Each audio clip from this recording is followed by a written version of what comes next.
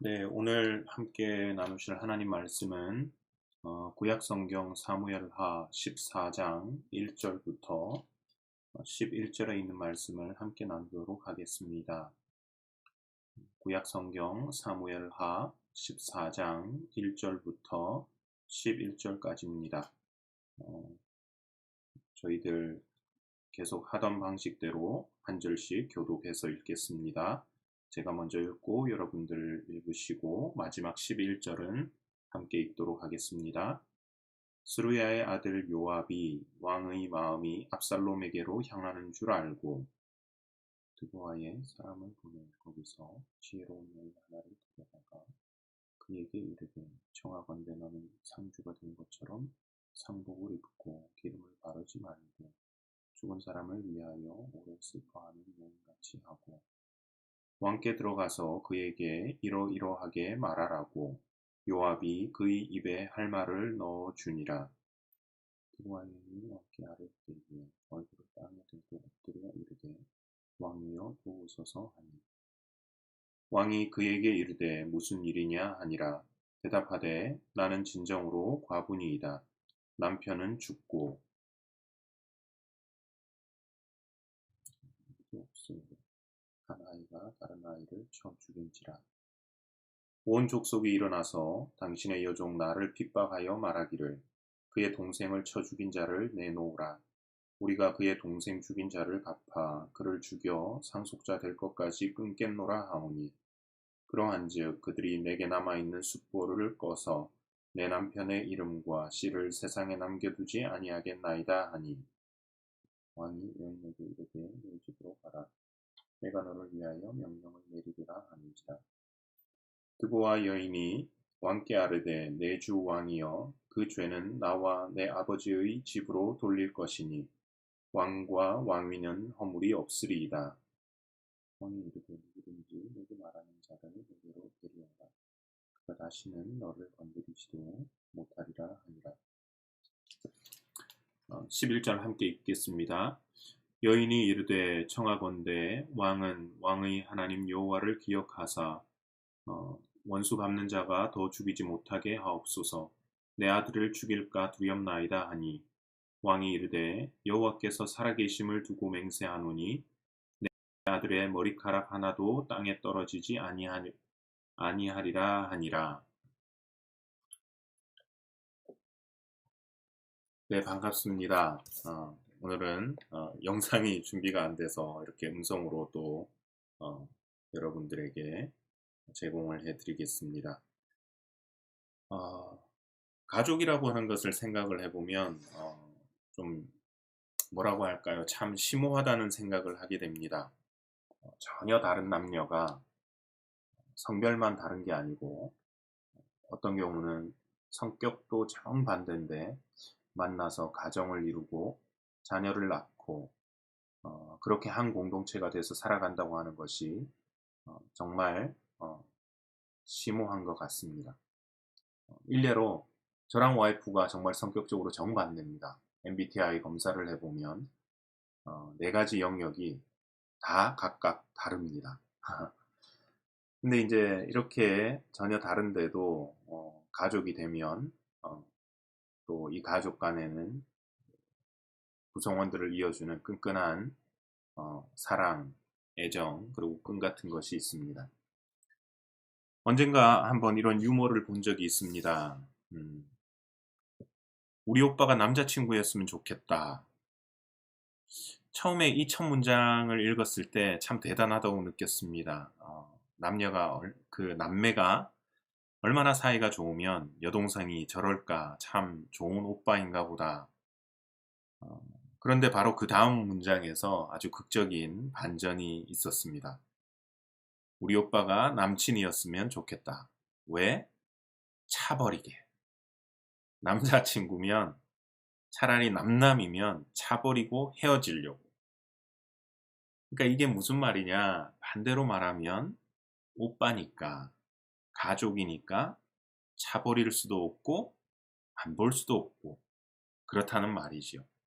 가족이라는 게 바로 그런 것 같습니다. 그래서 한국말에는 이런 가족 간의 깊은 관계를 나타내는 말들이 있습니다. 뭐가 있을까요? 먼저 부부 간의 얘기가 있죠. 부부싸움은 칼로 물베기다. 또 다른 표현으로는 피는 물보다 진하다라고 하는 표현도 있습니다. 피를 나눈 부모 자녀 또는 형제 자매 간에 끊을 수 없는 그 관계를 나타내는 표현입니다. 그래서 좀 전에 말씀드린 그 여학생이 차라리 오빠가 아니라 남친이었으면 좋겠다라고 표현하는 게 이런 이유 때문인 것 같습니다. 물론 이 부모와 자녀 또 형제 자매 간도 요즘에는 너무 그 관계가 쉽게 망가지는 것을 보면 저희가 안타깝지만 그래도 여전히 가족은 가족인 것을 봅니다. 쉽게 그 관계를 끊을 수가 없습니다. 오늘 본문의 이야기도 어찌 보면 이 다윗과 압살롬의 끊을 수 없는 가족 관계, 부자 관계를 보여줍니다. 오늘 저희가 11절까지만 읽었지만 전체 이 14장의 본문은 형을 죽이고 도망간 압살롬을 다시 데려오는 이야기인데 결론적으로는 그렇게 성공적이지는 못했습니다. 그래서 이 이야기를 통해서 우리가 무엇을 따라서 살아야 하는지 한번 생각해 보고자 합니다. 먼저 지난주에 본문이었던 13장 마지막 절을 다시 한번 보시겠습니다. 38절, 39절입니다. 압살롬이 도망하여 그술로 가서 거기에 산지 3년이라. 다윗 왕의 마음이 압살롬을 향하여 간절하니 암논은 이미 죽었으므로 왕이 위로를 받았음이더라. 지난주 말씀에서 본 대로 압살롬이 누이 다말의 일로 인해서 한 2년 동안을 철저하게 준비해서 그 형 암논을 죽였습니다. 그래서 누가 죽일지, 어떻게 죽일지, 어디에서 죽일지. 그래서 사실은 자기가 그 형을 유인한 장소가 예루살렘하고 자기가 도망갈 외할아버지의 집, 그러니까 외할아버지의 나라하고 중간쯤 되는 위치로 잡았던 겁니다. 그러니까 암논이 죽자 겁을 먹은 사람들이 예루살렘으로 남쪽으로 도망하는 동안에 이 압살롬은 북쪽 방향으로 정반대에 있는 외할아버지 집으로 도망을 갔습니다. 그리고 한 3년이라는 시간이 흘렀습니다. 다윗의 입장에서 보면 하루아침에 아들 둘을 잃은 이 청천벽력 같은 일이 일어났습니다. 맏아들 암논은 죽었고 또 압살롬과는 정말 생이별을 해서 3년 동안이나 만나지를 못합니다. 그런데 지금 말씀드렸다시피 그 피가 어디로 가겠습니까? 3년이라는 시간이 흐르니까 죽은 아들은 좀 잊혀지기도 하고 사람들도 위로를 해주고 그렇습니다. 그런데 살아있는 아들 압살롬은 볼 수 있음에도 불구하고 보지를 못하고 만나지를 못하니까 다윗이 좀 더 안타까웠던 것 같습니다. 다윗의 마음이 이렇게 압살롬을 향해서 점점 간절해졌습니다. 그런데 이것을 누가 알게 되었냐? 바로 다윗의 측근인 요압이 이 마음을 느꼈습니다. 그래서 1절은 이렇게 말합니다. 스루야의 아들 요압이 왕의 마음이 압살롬에게로 향하는 줄 알고. 그런데 이 다윗의 마음은 아들에게로 흘러가는데 살인을 하고 도망간 연후라서 백성들 눈치를 보는 건지 아무래도 좀 그렇겠지요. 아무튼 살인자잖아요. 아니면 자기가 그냥 결단을 못하는 건지 보고는 싶은데 데려오는 결정을 못하고 있습니다. 돌아오라고 할까 말까. 돌아오라고 할까 말까. 이런 다윗의 마음을 아니까 요압이 계획을 세웠습니다. 한 여인을 불러다가 왕에게 자신의 상황을 고하고 왕의 판결로 도움을 얻도록 시켰습니다. 그래서 왕 앞에 나온 여인이 이렇게 말합니다. 6절, 7절입니다. 이 여종에게 아들 둘이 있더니 그들이 들에서 싸우나 그들을 말리는 사람이 아무도 없으므로 한 아이가 다른 아이를 쳐 죽인지라. 온 족속이 일어나서 당신의 여종 나를 핍박하여 말하기를 그의 동생을 쳐 죽인 자를 내놓으라. 우리가 그의 동생 죽인 죄를 갚아 그를 죽여 상속자 될 것까지 끊겠노라 하오니 그러한즉 그들이 내게 남아있는 숯불을 꺼서 내 남편의 이름과 씨를 세상에 남겨두지 아니하겠나이다 하니. 자기는 남편이 죽고 없는 과부로서 이제 아들 둘을 데리고 살고 있는데 이 아들들이 싸워서 한 아이가 다른 아이를 죽여버렸다고 하는 겁니다. 그런데 주변 사람들이 그 살인자는 죽여야 된다고, 벌 받아야 된다고, 막 아이를 내놓으라고 하는 거지요. 지금 아들 하나 죽은 것도 너무나 슬픈데 남은 아이마저 잃게 된다고 하면 그 아픔이야 말할 것도 없지만 더 나아가서 자기 집안의 대가 끊어지는 위기이기 때문에 자기를 도와달라고 하는 겁니다. 아마 눈물로 호소를 했겠지요. 이 다윗이 얘기를 들어보니 형편이 참 딱합니다. 근데 상황이 참 누구와 닮았습니까? 자기 상황과 닮았습니다. 아들 하나 죽고 하나는 도망갔습니다. 또 어찌 그리 나하고 상황이 똑같냐? 아마 그런 동병상련의 마음을 느꼈던 것 같습니다. 그래서 자기가 명령을 내려서 그런 일이 생기지 않겠다고 약속을 합니다. 여인이 계속 걱정을 하니까 그때마다 안심을 시키고 세 번째는 하나님의 이름으로 맹세까지 하면서 그 생명을 지켜주겠다고 머리카락 하나 떨어지지 않게 해주겠다고 약속을 합니다. 그런데 이 여인이 다윗의 이런 판결과 결정에 고맙다고 하고 인사하고 절하고 그냥 물러나는 게 아니라 갑자기 다윗에게 아주 당돌하게 묻는 겁니다. 13절입니다. 여인이 이르되 그러면 어찌하여 왕께서 하나님의 백성에게 대하여 이 같은 생각을 하셨나이까? 이 말씀을 하심으로 왕께서 죄 있는 사람같이 되심은 그 내쫓긴 자를 왕께서 집으로 돌아오게 하지 아니하심이니이다. 즉 이런 말입니다. 남에게는 이렇게 은혜를 베풀면서 왜 당신의 자녀는 돌아오게 하지 않습니까? 이런 식이면 당신은 지금 죄를 짓는 겁니다. 거기다가 14절에서 이렇게 한마디 더 합니다.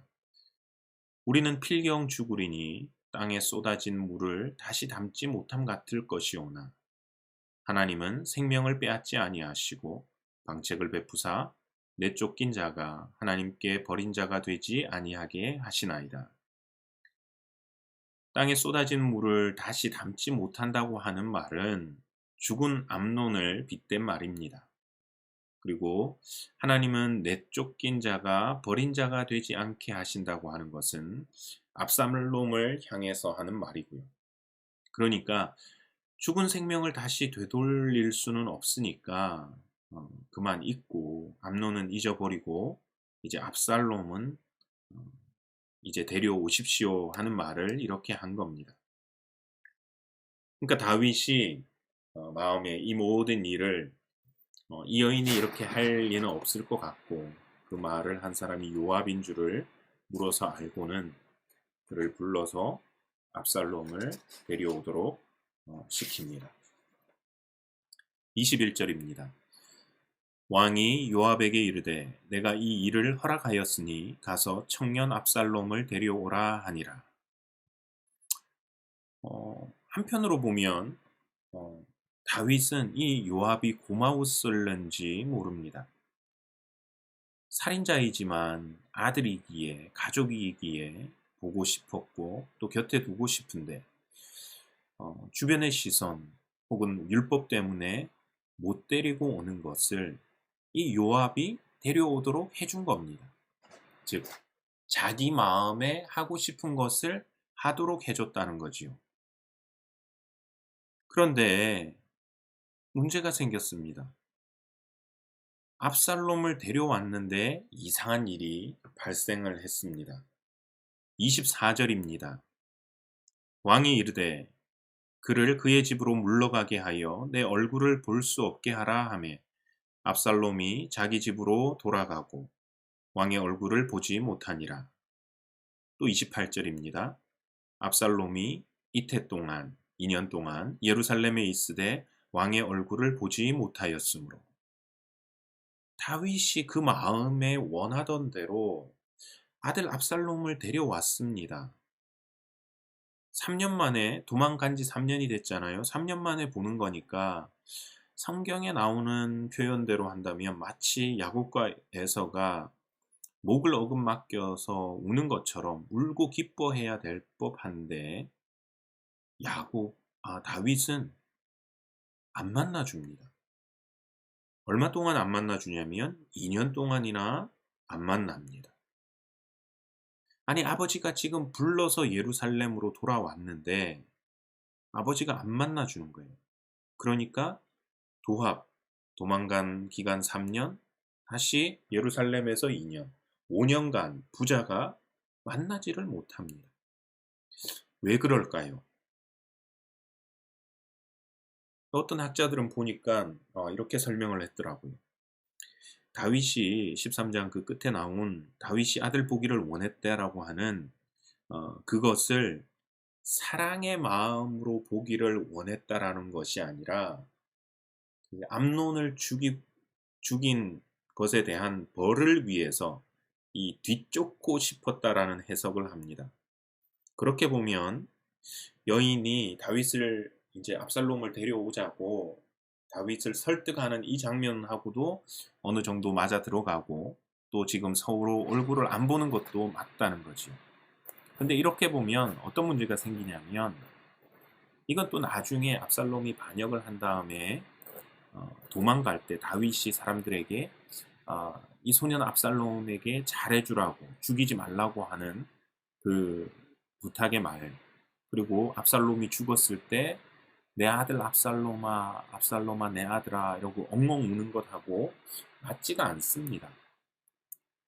그러니까 이게 뭔가 다윗이 왜 이랬는가, 제가 볼 때는 오늘 본문이 다윗의 어떤 모습을 보여주냐면 그저 자기 마음대로 따라갔던 것을 보여주는 겁니다. 처음엔 그랬는데 나중에는 바뀐 마음대로 살았다는 거예요. 죄인인 아들 데려오고 싶은 마음대로 살았다가 막상 데려오니까 좀 앙금이 남아 있었는지 그 마음이 바뀐 대로 또 자기 마음대로 하는 겁니다. 자기 마음대로 사는 삶이지요. 마음이 아들을 간절하게 바랬다가 이제는 아이 됐다 이러는 거죠. 그리고 오늘 우리가 읽은 이 말씀을 보면서 재미있는 모습을 하나 또 보게 되는데, 지난주에는 다윗이 범죄한 모습이 두 아들 속에서 반복이 되어졌었잖아요. 그런데 오늘 본문 드고와 여인이 방문한 것을 보면 그것도 방문하는 이 얘기가 또 반복이 되집니다. 다윗이 범죄한 이후에 나단이 찾아오는 모습하고 오늘 또 사건이 일어나고 나서 드고와 여인이 다윗을 찾아오는 그 모습이 또 반복이 됩니다. 그래서 나단이 와서 부자와 가난한 자를 이야기하지만 결국은 그것은 다윗의 이야기였습니다. 오늘 드고와 여인이 자기의 사정을 말하지만 결국 그것도 누구를 위한 이야기였는가? 다윗을 위한 이야기였습니다. 하지만 이렇게 같아 보이는 나단과 드고와 여인의 등장은 그 안에서 몇 가지 차이점을 저희가 볼 수 있습니다. 우선 간단한 것을 보면 이야기를 제시하는 방법이 다릅니다. 나단이 와서 얘기할 때는 그저 이야기였습니다. 나단이 자기가 들은 이야기. 하지만 드고와 여인은 상복을 입고 시청각 교재까지 사용을 하는 거죠. 그리고 자기 얘기를 토해 놓습니다. 아마 울고불고 하면서. 그러니까 마치 한 사람은 라디오를 틀어놓은 것 같고 또 다른 한 사람은 컬러 TV를 보는 것 같습니다. 또 나단의 얘기는 되게 간결했습니다. 그리고 임팩트가 있었지요. 그가 바로 당신입니다. 그리고 오늘 얘기는 여러분들 본문을 보시면 조금 이렇게 복잡한 듯 얘기가 흘러갑니다. 이게 무슨 말이야? 그렇게 보이기도 하지요. 근데 이런 그런 얘기 말고 사실 나단과 드고와 여인의 이야기는 근원적인 차이가 있습니다. 그것이 뭐냐? 누가 이니셔티브를 가지고 있느냐, 누가 주도권을 가지고 있느냐 하는 것입니다. 나단의 경우는 12장 1절을 보시면 이렇게 나옵니다. 여호와께서 나단을 다윗에게 보내시니 하나님이 나단을 보내셔서 말씀하게 하셨습니다. 그런데 오늘 드고와 여인을 보낸 주체는 누구냐? 하나님이 아니라 요압이었습니다. 3절을 보시면 왕께 들어가서 그에게 이러이러하게 말하라고 요압이 그의 입에 할 말을 넣어주니라. 그리고 이 이야기에서 마지막에 보여지는 궁극적인 결과도 서로 달랐습니다.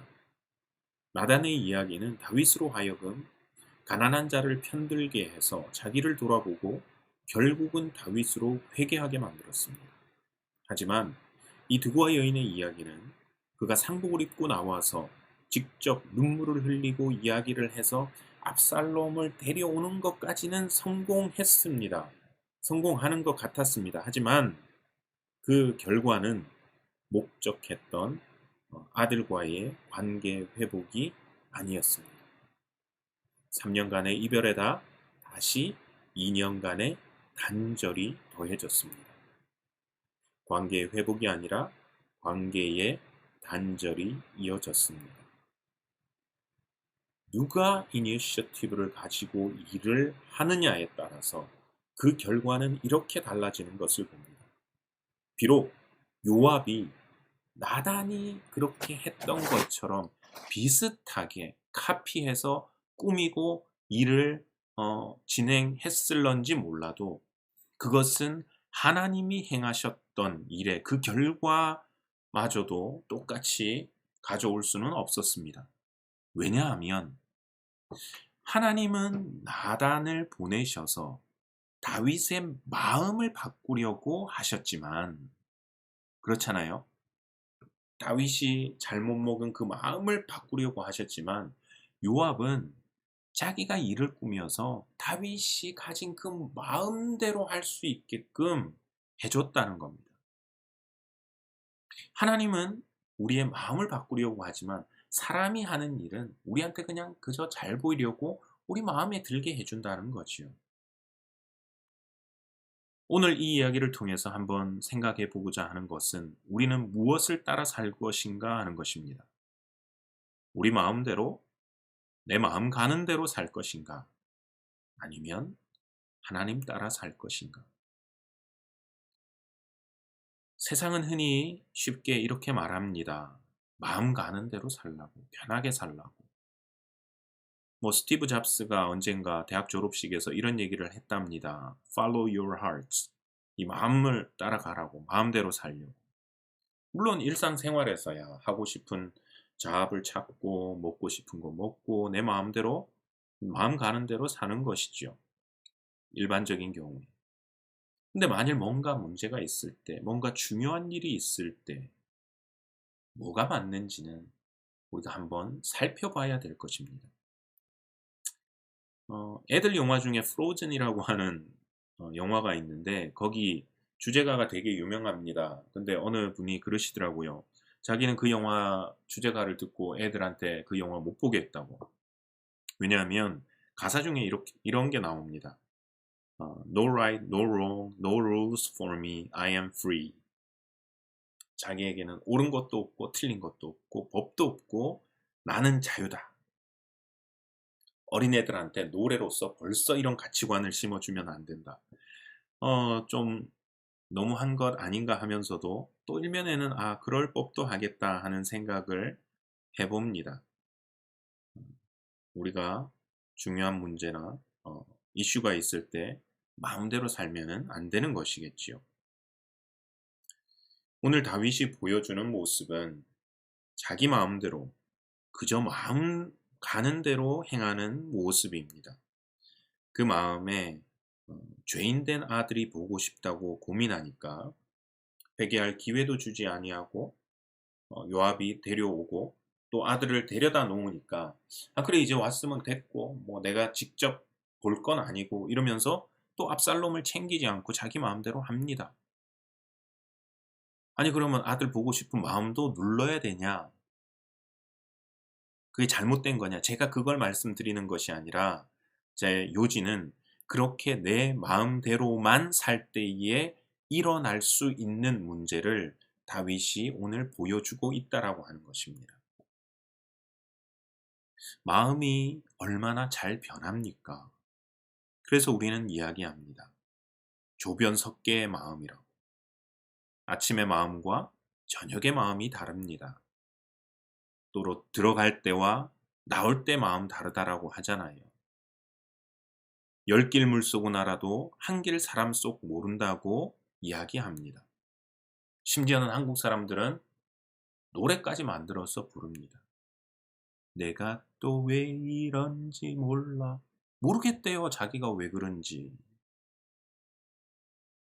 그런데 성경은 우리 마음에 대해서 되게 심각하게 이야기를 합니다. 예레미야에게 주신 하나님의 말씀도 이것이었습니다. 만물보다 거짓되고 심히 부패한 것은 마음이라. 만물보다 거짓되고 심히 부패한 것은 마음이라. 아들을 그렇게 보고 싶어 하다가 다시 급변해서 아들을 보기 싫다고 합니다. 자기 마음에 원하는 대로 데려다 줬는데 다시 싫어합니다. 우리가 우리 마음대로 내 마음 내키는 대로 살면 이럴 수 있다는 겁니다. 그러면 우리가 어떻게 살아가야 되는가? 우리는 우리의 마음을 따라서가 아니라 거짓되고 심히 부패한 마음을 따라서가 아니라 하나님을 따라 살아야 할 것입니다. 다윗이 만일 그 마음에 자녀를 향한 마음이 있고 또 요압이 옆에서 자기 마음에 들게 일을 해준다 할지라도 다윗이 했어야 하는 것은 자기 마음 가는 대로 압살롬을 그저 데려오고 또 보기 싫다고 해서 그를 내팽겨 치는 것이 아니라 그 마음과 계획이 하나님께 합한 것인지를 묻고 그 뜻대로 행했었어야 된다라고 하는 것입니다. 그랬더라면 적어도 하나님은 다윗으로 하여금 압살롬을 방치하게 하지는 않으셨을 것 같습니다. 그가 돌아왔을 때 하나님 다윗으로 하여금 그를 만나 회개할 기회를 만들어 주라고 하셨을 것 같습니다. 다윗이 지난주랑 이번 주 여전히 다윗이 실수하는 것이 그겁니다. 나도 잘못했었는데 근데 하나님 앞에 회개하고 하나님이 기회를 주시더라. 그러니까 너도 회개하고 우리가 하나님 앞으로 나아가자 하면서 같이 울어주고 같이 회개했다면 어쩌면 그 가족이 회복되는 일을 경험하지 않았을까 생각합니다. 그런데 다윗이 자기 마음대로 하니까 아침에 이랬다가 저녁에 바뀌어버리는 그 마음대로 하니까 압살롬은 방치가 되어졌고 그렇게 아버지를 만나지 못한 압살롬이 외치는 소리가 이것이었습니다. 32절 하반절 보시면 요압에게 나 좀 만나자 해도 만나주지 않고 나중에 불을 놔서 요압이 오니까 외치는 소리가 이거잖아요. 이제는 내가 나로 하여금 왕의 얼굴을 볼 수 있게 하라. 내가 만일 죄가 있으면 왕이 나를 죽이시는 것이 옳으니라 하는지라. 내가 죄가 있으면 차라리 나를 죽이라. 내가 무슨 죄를 지었다고. 나 죄 없어. 이런 외침입니다. 자기가 살인을 했는데 자기 죄도 모르고 감정의 골은 더 깊어지고 나중에는 형이 아니라 이제는 아버지까지 죽이려고 하는 단계까지 가는 것이죠. 로마서 12장 2절에서 바울은 저희들에게 이렇게 권면합니다. 너희는 이 세대를 본받지 말고 오직 마음을 새롭게 함으로 변화를 받아 하나님의 선하시고 기뻐하시고 온전하신 뜻이 무엇인지 분별하도록 하라. 하나님의 뜻이 무엇인지. 원하기는 저희들의 신앙생활이 시간이 지나면 바뀌고 상황에 따라 바뀌고 만나는 대상에 따라 바뀌고 때론 나도 내가 왜 이런지 알 수 없는, 때로는 좋았다가 때로는 거짓되고 때로는 깨끗한 것 같았다가 때로는 부패한 것, 하나님 보실 때 정말 제일 거짓되고 심히 부패한 것이 마음이라고 했는데 그 마음대로 살아가는 것이 아니라 하나님의 선하시고 기뻐하시고 온전하신 뜻을 분별하고 그 뜻대로 살아감으로써 우리의 어쩌면 어긋난 관계가 회복되고 상한 감정들이 치유되며 나아가서 하나님을 영화롭게 할 수 있는 저희들의 삶이 되기를 소원합니다. 기도하겠습니다. 하나님 아버지, 은혜를 감사드립니다. 오늘도 저희들을 이 예배당에 모일 수 있도록 환경과 여건을 허락하여 주시고 저희들의 발걸음을 이곳으로 인도하여 주시고 우리의 마음을 주께로 모아주심을 감사합니다. 오늘 또 말씀을 통해서 다윗이 그 마음대로 살 때 어떤 일이 일어날 수 있는지를 보았습니다. 마음대로 산다는 것이 참 편한 것 같고 세상은 그렇게 살라고 하지만 그 결과는 참담할 수 있음을 저희가 깨닫습니다. 때론 우리도 이해할 수 없는 내 마음대로 사는 것이 아니라 하나님의 뜻을 따라 그 말씀 따라 살아갈 수 있는 저희들의 삶이 되게 해주시고 그렇게 살아갈 때 우리를 통해서 관계가 회복되어지고 감정이 치유되어지고 하나님께 영광 돌리며 살아갈 수 있는 저희들의 삶, 또 우리 교회의 사역이 될 수 있도록 은혜 내려 주시옵소서. 남은 한 주간 주의 은혜의 장중에 우리 모든 성도님들을 붙잡아 주셔서 이 코로나로 인한 이 시기에 우리가 영적으로 나태해지거나 곤비해지지 않게 해주시고 특별히 건강과 안전을 지켜주시옵기를 원하옵고 이 모든 말씀 우리 구주 예수 그리스도의 이름으로 기도드리옵나이다. 아멘.